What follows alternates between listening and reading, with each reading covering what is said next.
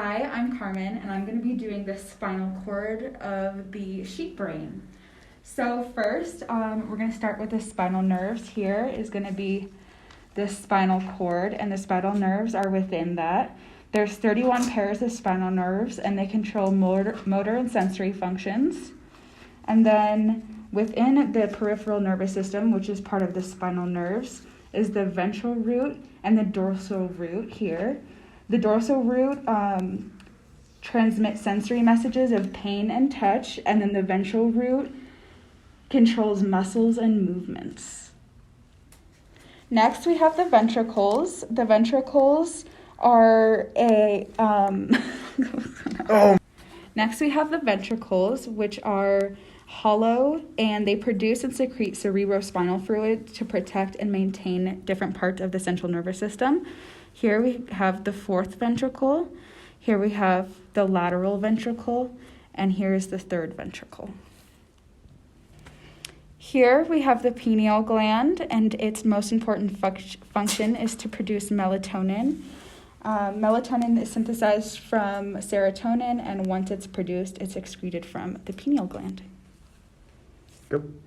Next, we have the midbrain, which is going to be this section here, which is comprised of two main parts, but I'm going to be focusing on the tectum, which is comprised of the inferior colliculi and the superior colliculi. The main function of the tectum is responsible for generating eye movements and neck muscle activity, and also responsible for producing and processing auditory signals before they're channeled through the thalamus. The superior colliculi is part of the midbrain tectum, and its major function is orienting oneself, particularly with eye movements. And then the inferior colliculi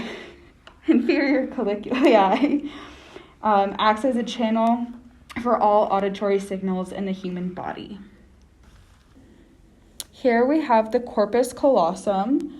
The two hemispheres in your brain are connected by this thick bundle of nerves, which are the corpus callosum, and they ensure that both sides of the brain can communicate with one another.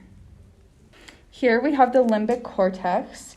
It supports a variety of functions, but their most important ones are processing emotion, behavior, long-term memory, and olfaction.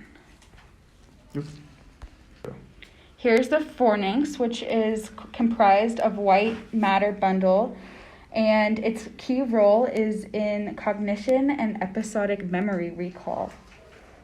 And then here is the optic chiasm, which transmits information from the optic nerves to the occipital lobes of the brain. Wait. Should I do both of them? Here's the octave chiasm, which transmit visual information from the optic nerves to the occipital lobes of the brain. Finally, we have the choroid plexus, which is tissue found in each of the brain ventricles, and its main function is to produce cerebrospinal fluid.